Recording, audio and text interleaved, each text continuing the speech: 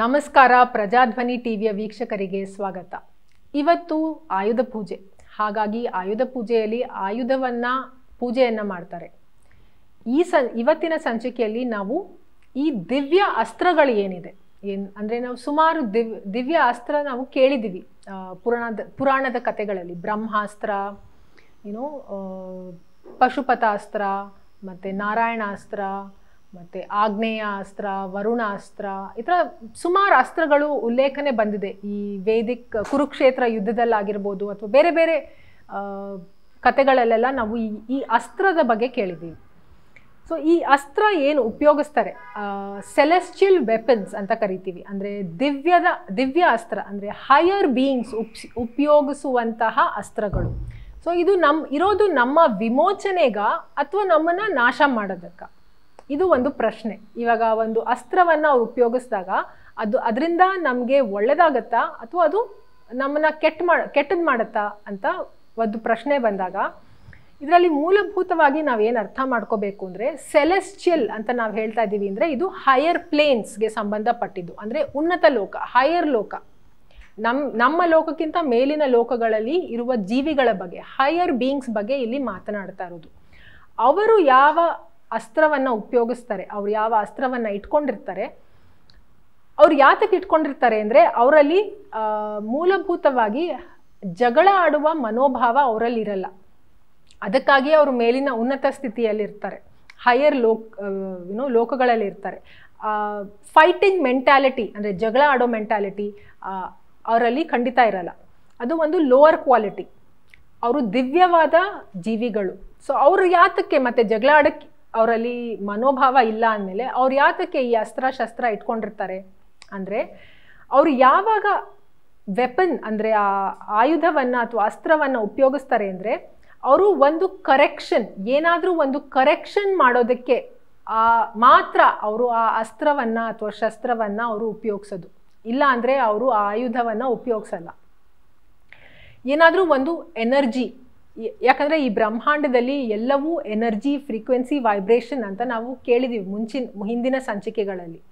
So ಏನಾದರೂ ಒಂದು modify ಮಾಡಬೇಕು ಅಂದರೆ, ಯಾವುದೋ ಒಂದು ಎನರ್ಜಿ ತಪ್ಪು ದಿಕ್ಕಿನಲ್ಲಿ ಹೋಗ್ಬಿಟ್ಟಿದೆ ಅಂದರೆ ಆ ಶಕ್ತಿಯನ್ನು ನಾವು ಕರೆಕ್ಟ್ ಮಾಡಬೇಕು ಅಂದರೆ ಅವ್ರು ಏನು ಮಾಡ್ತಾರೆ, ಆವಾಗ ಅವರ ವೆಪನ್ನ ಏಮ್ ಮಾಡಿ, ಆ ಜಾಗದಲ್ಲಿ ಏಮ್ ಮಾಡಿ ಆ ಎನರ್ಜಿನ ಮತ್ತೆ ಕರೆಕ್ಟ್ ಮಾಡಿ ಸರಿಯಾದ ಟ್ರ್ಯಾಕಿಗೆ ತರ್ತಾರೆ.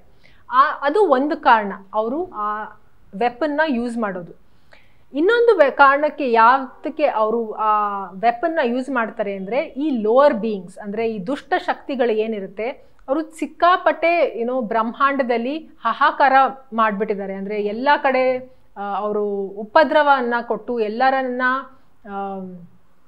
ಎಲ್ಲರಿಗೂ ತೊಂದರೆ ಕೊಡ್ತಾ ಇರಬೇಕಾದ್ರೆ ಅವ್ರನ್ನ ಒಂದು ನಿಲ್ಲಿಸೋದಕ್ಕೆ, ಅವ್ರಿಗೆ ಒಂದು ಸ್ಟಾಪ್ ಮಾಡಬೇಕಲ್ಲ, ಅವ್ರನ್ನ ಒಂದು ಫ್ರೀಸ್ ಮಾಡೋದು ಅಂತ. ಅವರು ಮತ್ತೆ ಅದನ್ನ ಮಾಡದೇ ಇರೋ ಹಾಗೆ ಅವರ ಆಕ್ಟಿವಿಟಿನ ಸ್ಟಾಪ್ ಮಾಡಿ ಫ್ರೀಸ್ ಮಾಡೋದಕ್ಕೆ ಅವರು ಆ ಶಸ್ತ್ರ ಮತ್ತು ಅಸ್ತ್ರವನ್ನು ಉಪಯೋಗಿಸ್ತಾರೆ. ಇದರಿಂದ ನಾವು ಏನು ತಿಳ್ಕೊಬಹುದು ಅಂದರೆ, ಅವರು ಯಾವುದೇ ತರಹದ ಬೇಕಾಬಿಟ್ಟಿಯಾಗಿ ಇರ್ರೆಸ್ಪಾನ್ಸಿಬಲ್ ಆಗಿ ಯಾವುದೇ ಥರ ಅವರು ಆ ವೆಪನ್ನ ಯೂಸ್ ಮಾಡ್ತಾ ಇಲ್ಲ. ಈ ಎರಡು ಕಾರಣಗಳಿಗೆ ಮಾತ್ರ ಅವರು ಉಪಯೋಗಿಸ್ತಾ ಇರ್ತಾರೆ. ಆದರೆ ಯಾರ ಮೇಲೆ ಈ ಶಸ್ತ್ರ ಪ್ರಯೋಗ ನಡೆಯುತ್ತೋ ಅಥವಾ ಅಸ್ತ್ರ ಪ್ರಯೋಗ ನಡೆಯುತ್ತೋ ಅವ್ರೇನು ಹೇಳ್ತಾರೆ ಅಂದರೆ, ಇವರು ನಮ್ಮ ಮೇಲೆ ದಾಳಿ ಮಾಡ್ತಾ ಇದ್ದಾರೆ, ಇವರು ನಾವು ಯಾವ ಆಕ್ಟಿವಿಟಿ ಮಾಡ್ತಾ ಇದ್ದೀವೋ ಅದನ್ನು ಅವರು ನಿಲ್ಲಿಸೋದಕ್ಕೆ ಪ್ರಯತ್ನ ಮಾಡ್ತಾ ಇದ್ದಾರೆ, ಇವ್ರು ನಮಗೆ ಕೆಟ್ಟದನ್ನು ಮಾಡ್ತಾ ಇದ್ದಾರೆ ಅಂತ ಹೇಳಿಯೇ ಹೇಳ್ತಾರೆ. ಯಾರ ಮೇಲೆ ಅಸ್ತ್ರ ಪ್ರಯೋಗ ಆಗುತ್ತೋ ಅಂದರೆ ಹೆಚ್ಚಿನ ಅಂಶ ಈ ಪ್ರಯೋಗ ಆಗೋದು ಯಾರ ಮೇಲೆ ಅಂದರೆ, ಯಾರು ಅಸುರರು ಇರ್ತಾರೆ, ಯಾರು ಆಸುರಿ ಪ್ರಭಾವವನ್ನು ಹೊಂದಿರ್ತಾರೆ ಅವ್ರ ಮೇಲೇ ಈ ಶಸ್ತ್ರ ಪ್ರಯೋಗ ಆಗೋದು. ಸೊ ಹಾಗಾಗಿ ಅಸುರರು ಈ ಆರೋಪವನ್ನು ಹೊರಿಸ್ತಾರೆ ದೇವತೆಗಳ ಮೇಲೆ. ಇದು ಒಂದು ವೆಪನ್ ಆಫ್ ಡಿಸ್ಟ್ರಕ್ಷನ್ ಅಂತ. ಆದರೆ ಇದು ನಾಶಪಡಿಸುವ ಶಸ್ತ್ರ ಅಲ್ಲ. ಇದು ಇದರಿಂದ ಒಂದು ವಿಮೋಚನೆಯ ಕಾರಣಕ್ಕಾಗಿ ಇದನ್ನು ಉಪಯೋಗಿಸ್ತಾ ಇರ್ತಾರೆ. From a higher point of view ಅಂದರೆ ಒಂದು ಉನ್ನತ ಸ್ಥಾನದಿಂದ ಯೋಚನೆ ಮಾಡಬೇಕು ಅಂದರೆ, ಈ ರಚನೆ ಏನಿದೆ, ಬ್ರಹ್ಮಾಂಡದ ರಚನೆ, ಸೃಷ್ಟಿ, ಅದನ್ನು ಮೇಂಟೈನ್ ಮಾಡಬೇಕು. ಇಲ್ಲ ಅಂದರೆ ಅದು ಸ್ಟಾಪ್ ಮಾಡಲಿಲ್ಲ ಅಂದರೆ ಔಟ್ ಆಫ್ ಕಂಟ್ರೋಲ್ ಆಗುತ್ತೆ. ಯಾವಾಗ ಶಕ್ತಿ ಔಟ್ ಆಫ್ ಕಂಟ್ರೋಲ್ ಆಗುತ್ತೆ, ನಿಯಂತ್ರಣ ಇರೋದೇ ಇಲ್ವೋ, ಅದು ಎಲ್ಲವನ್ನ ಧ್ವಂಸ ಮಾಡಿಬಿಡುತ್ತೆ. ಉದಾಹರಣೆಗೆ ನದಿ, ಅದು ಅನ್ಕಂಟ್ರೋಲ್ಡ್ ಆಗಿ ಹರಿದ್ಬಿಟ್ರೆ ಫ್ಲಡ್ಸ್, ಪ್ರವಾಹ ಆಗುತ್ತೆ. ಅದೇ ರೀತಿ ಯಾವಾಗ ಎನರ್ಜಿ ಕಂಟ್ರೋಲ್ಡ್ ರೀತಿಯಲ್ಲಿ ಇರಲ್ವೋ ಅದು ಡಿಸ್ಟ್ರಕ್ಷನ್ಗೆ ಕಾರಣ ಆಗುತ್ತೆ. ಆ ಡಿಸ್ಟ್ರಕ್ಷನ್ನ ತಡೆಯೋದಕ್ಕೆ ಈ ವೆಪನ್ಸ್ ಅಥವಾ ಈ ಸೆಲೆಸ್ಟಿಯಲ್ ವೆಪನ್ಸ್, ಅಸ್ತ್ರ ಶಸ್ತ್ರ ಏನು ಹೈಯರ್ ಬೀಯಿಂಗ್ಸ್ ಉಪಯೋಗಿಸ್ತಾರೆ ಅದನ್ನು ಅವ್ರು ಉಪಯೋಗಿಸ್ತಾರೆ. ಒಂದು ಉದಾಹರಣೆಗೆ ನಾವು ಭೂಮಿಯಲ್ಲೇನೆ ಒಂದು ಏನು ಹೇಳ್ಬೋದು, ಈ ದಿವ್ಯ ಅಸ್ತ್ರವನ್ನು ನೋಡ್ಬೋದು. ಯಾವುದದು ಭೂಮಿಯಲ್ಲಿದ್ದು ದಿವ್ಯ ಅಸ್ತ್ರವನ್ನು ನೋಡೋದು ಅಂದರೆ ಲೈಟ್ನಿಂಗ್. ಏನು ನಾವು ಲೈಟ್ನಿಂಗ್ ನೋಡ್ತೀವಿ, ಮಿಂಚು ಸಿಡಿಲು ಎಲ್ಲ, ಅದು ಥಂಡರ್ ಬೋಲ್ಟ್ ಅಂತ ಕರೀತಾರೆ. ಈ ಥಂಡರ್ ಬೋಲ್ಟ್ ಅಂದರೆ ಏನು ಅಂದರೆ ವೆಪನ್ ಆಫ್ ಇಂದ್ರ, ಇಂದ್ರನ ವೆಪನ್ ಇದು. ಇಂದ್ರನೇ ವಜ್ರಾಯುಧ ಅಂತ ನಾವೇನು ಹೇಳ್ತೀವಿ, ಥಂಡರ್ ಬೋಲ್ಟ್ ಅದು ಇಂದ್ರನ ಅಸ್ತ್ರ. ಸೊ ಇದು ಒಂದು ನಮ್ಮ ಕಣ್ಣಿಗೆ ಕಾಣುವಂಥ ದಿವ್ಯ ಅಸ್ತ್ರ. ಅದು ತುಂಬ ಯಾವಾಗ ಹೆಚ್ಚಾಗತ್ತೆ ಲೈಟ್ನಿಂಗು, ಅದು ತುಂಬ ಲೈಕ್ ಸಾಮಾನ್ಯಕ್ಕಿಂತ ಅತಿ ಹೆಚ್ಚಾಗಿ ಯಾವಾಗ ಲೈಟ್ನಿಂಗ್ ಬರುತ್ತೆ ಅದು ಏನು ಸೂಚಿಸುತ್ತೆ ಅಂದರೆ ದೇವತೆಗಳಿಗೆ ಕೋಪ ಬಂದಿದೆ ಅಂತ ಅರ್ಥ. ಸೊ ಇತ್ತೀಚಿನ ದಿನಗಳಲ್ಲಿ ನೀವು ನ್ಯೂಸ್ನ ನೋಡ್ತಾ ಇದ್ರೆ ಪ್ರಪಂಚದಲ್ಲಿ ಸುಮಾರು ಕಡೆ 1000 ಗಟ್ಟಲೆ 100 ಪಟ್ಟು ಈ ಲೈಟ್ನಿಂಗ್ ತುಂಬ ಅತಿಯಾಗಿ ಕಂಡು ಬರ್ತಾ ಇದೆ. ಸೊ ಇದರಿಂದ ಏನು ತಿಳಿಬೋದು ಅಂದರೆ ನಾವು ದಾರಿ ತಪ್ಪಿದ್ದೀವಿ. ಸೊ ದೇವತೆಗಳು ಕೋಪಗೊಂಡಿದ್ದಾರೆ. ಸೊ ನಮ್ಮನ್ನು ನಾವು ಈ ಸಮಯದಲ್ಲಿ ಸುಧಾರಿಸ್ಕೊಳ್ದೇ ಇದ್ರೆ ಇನ್ನೂ ಹೆಚ್ಚು ಏನೋ ದೇವತೆಗಳ ಕೋಪಕ್ಕೆ ನಾವು ಒಳಗಾಗಬೇಕಾಗತ್ತೆ ಅಂತ ಕಲಿಯೋದು ನಾವು ತುಂಬ ಮುಖ್ಯ. ಇದಲ್ಲದೆ ಈ ನಮಗೆ ಯಾವ ಎನರ್ಜೆಟಿಕ್ಸ್ ಕಣ್ಣಿಗೆ ಕಾಣಲ್ವೋ ಅದನ್ನು ಅವರು ಟ್ಯೂನ್ ಮಾಡಿ ಮತ್ತೆ ವಾಪಸ್ ಅದರ ಒರಿಜಿನಲ್ ಸ್ಟೇಟಿಗೆ ತರೋದಕ್ಕೆ ಈ ಸೆಲೆಸ್ಟಿಯಲ್ ವೆಪನ್ಸ್ ಅಥವಾ ಅಸ್ತ್ರವನ್ನು ಉಪಯೋಗಿಸ್ತಾರೆ. ಉದಾಹರಣೆಗೆ ನಿಮಗೆ ಹೇಳಬೇಕು ಅಂದರೆ ವಿಷ್ಣುವಿನ ನಾರಾಯಣನ ಕೈಯಲ್ಲಿ ನಾವೇನು ನೋಡ್ತೀವಿ, ಸುದರ್ಶನ್ ಚಕ್ರ. ಈ ಸುದರ್ಶನ್ ಚಕ್ರ ಅದಕ್ಕೆ ಇನ್ನೊಂದು ಹೆಸರು ಟೈಮ್ ವೀಲ್ ಅಂತ, ಅಂದರೆ ಸಮಯದ ಒಂದು ಚಕ್ರ. ಸೊ ಇದನ್ನು ಹೇಳ್ತಾರೆ ಸಮಯ ಸುಮಾರು ವಿಷಯಗಳನ್ನು ಸರಿ ಮಾಡುತ್ತೆ. ಅದನ್ನು ಸರಿ ಯಾವುದೋ ಒಂದು ಪರ್ಟಿಕ್ಯುಲರ್ ರೀತಿಯಲ್ಲಿ ಸಮಯವನ್ನು ಉಪಯೋಗಿಸಿದಾಗ ಆ ಸಮಯ ಏನೋ ಹೋಗ್ತಾ ಹೋಗ್ತಾ ಯಾವುದು ಕೆಟ್ಟ ಹೋಗಿರುತ್ತೋ ಅದನ್ನು ಸರಿಪಡಿಸುತ್ತೆ ಅಂತ. ಆ ಸರಿಯಾದ ರೀತಿಯಲ್ಲಿ ಉಪಯೋಗಿಸದೇ ಇದ್ದರೆ ಅದು ಇನ್ನೂ ಕೆಟ್ಟದೂ ಆಗತ್ತೆ. ಆದರೆ ಸರಿಯಾದ ರೀತಿಯಲ್ಲಿ ಉಪಯೋಗಿಸಿದಾಗ ಕಾಲಕ್ರಮೇಣದಲ್ಲಿ ಅದು ಸರಿಯಾಗತ್ತೆ ಅಂತ. ಸೊ ಇನ್ನೊಂದು ಅಸ್ತ್ರ ಯಾವುದು ಅಂದರೆ ಇದೇನೆ, ಈ ಸುದರ್ಶನ್ ಚಕ್ರ. ಸೊ ವಿಷ್ಣು ನಾರಾಯಣ ಈ ಸುದರ್ಶನ್ ಚಕ್ರವನ್ನು ಸಮಯವನ್ನು ಉಪಯೋಗಿಸ್ಕೊಂಡು ಈ ಭೂಮಿಯಲ್ಲಿ ಯಾವುದು ಸರಿ ಇಲ್ವೋ ಆ ಎನರ್ಜಿನ ಸರಿ ಮಾಡೋದು ನಾರಾಯಣನ ಕೆಲಸ.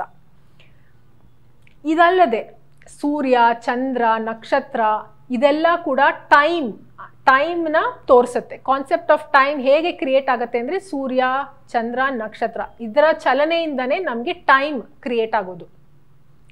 ಇದನ್ನ ಉಪಯೋಗಿಸ್ಕೊಂಡು ಬೇರೆ ಬೇರೆ ರೀತಿಯಲ್ಲಿ ಜ್ಯೋತಿಷ್ಯ ಜ್ಞಾನದಿಂದ, ಅಸ್ಟ್ರಾನಮಿ ಜ್ಞಾನದಿಂದ ಎಲ್ಲ ಇದನ್ನು ಕೂಡ ಒಂದು ವೆಪನ್, ಒಂದು ಅಸ್ತ್ರಶಸ್ತ್ರವನ್ನಾಗಿ ಉಪಯೋಗಿಸ್ಕೊಂಡು ಸರಿ ಇಲ್ಲದೆ ಇದ್ದದನ್ನ ಸರಿಯಾಗಿ ಮಾಡೋದಕ್ಕೆ ಸಾಧ್ಯ. ಯಾರಿಂದ ಸಾಧ್ಯ ಅಂದರೆ ಇದು ಋಷಿಗಳು ಮತ್ತು ಪರಮಾತ್ಮ ಅವತಾರ ಆಗಿ ಬಂದಾಗ ಇದನ್ನೇ ಅಸ್ತ್ರಶಸ್ತ್ರವನ್ನಾಗಿ ಉಪಯೋಗಿಸ್ಕೊಂಡು ಇದನ್ನು ಕೂಡ ಸರಿ. ಇದೇನೆ ಯಾರು ಇದನ್ನು ಉಪಯೋಗಿಸ್ತಾರೆ ಅಂದರೆ ಋಷಿಗಳು ಮತ್ತು ಪರಮಾತ್ಮ ಅವತಾರ ಆಗಿ ತಾಳಿ ಬಂದಾಗ ಈ ಜ್ಯೋತಿಷ್ಯದ ಜ್ಞಾನ ಇದನ್ನು ಇಟ್ಕೊಂಡು ಯಾವುದು ಸರಿ ಇಲ್ವೋ, ಭೂಮಿಯಲ್ಲಿ ಯಾವ ಎನರ್ಜಿ ತಪ್ಪಾಗಿದೆಯೋ ಅದನ್ನು ಕರೆಕ್ಟ್ ಮಾಡೋದಕ್ಕೆ ಇದನ್ನು ವೆಪನ್ ಆಗಿ ಇದನ್ನು ಕೂಡ ಟೈಮನ್ನು ಕೂಡ ಸೂರ್ಯ, ಚಂದ್ರ, ನಕ್ಷತ್ರ ಅದರ ಪೊಸಿಷನ್ಸ್, ಅದರ ಚಲನೆ, ಅದರ ಮೂವ್ಮೆಂಟ್ಸ್, ಅದರ ಕಾಂಬಿನೇಷನ್ಸ್ ಏನಿದೆ, ಯಾವ ಗ್ರಹ ಯಾವ ನಕ್ಷತ್ರದಲ್ಲಿದೆ ಅದನ್ನು ನೋಡಿಕೊಂಡು ಎನರ್ಜೀಸ್ನ ಮತ್ತೆ ವಾಪಸ್ ಭೂಮಿಯಲ್ಲಿ ಕರೆಕ್ಟ್ ಮಾಡೋದು ಈ ಅವತಾರದ ಒಂದು ಕೆಲಸ ಕೂಡ. ಇದು ಒಂದು ಸ್ವಾರಸ್ಯಕರವಾದ ವಿಷಯ ಅಲ್ವಾ? ಹಾಗಾದರೆ ಇವತ್ತಿನ ಆಯುಧ ಪೂಜೆ ಸಂಚಿಕೆಯಲ್ಲಿ ನಾವೇನು ಕಲ್ತ್ವಿ ಅಂದರೆ ದಿವ್ಯ ಅಸ್ತ್ರದ ಬಗ್ಗೆ ಕಲ್ತ್ವಿ. ಹೇಗೆ ದಿವ್ಯ ಅಸ್ತ್ರ ಯಾತಕ್ಕೆ ಉಪಯೋಗಿಸ್ತಾರೆ ಋಷಿಗಳು ಮತ್ತು ಅವತಾರಗಳು ಇಲ್ಲಿ ಬಂದಾಗ, ಯಾವ ರೀತಿ ಎನರ್ಜಿ ಭೂಮಿಯಲ್ಲಿ ತಪ್ಪು ಹೋಗಿರೋ ಎನರ್ಜಿನ ಮತ್ತೆ ಸರಿಯಾದ ರೀತಿಯಲ್ಲಿ ಹೇಗೆ ಮಾಡ್ತಾರೆ ಅಂತ ಕಲ್ತ್ವಿ. ಮತ್ತೆ ಮುಂದಿನ ಸಂಚಿಕೆಯಲ್ಲಿ ಇನ್ನಷ್ಟು ಕಲ್ಯಾಣ. ಅಲ್ಲಿಯವರೆಗೆ ಪ್ರಜಾಧ್ವನಿ ಟಿವಿಯ ವೀಕ್ಷಕರಿಗೆ ಧನ್ಯವಾದ.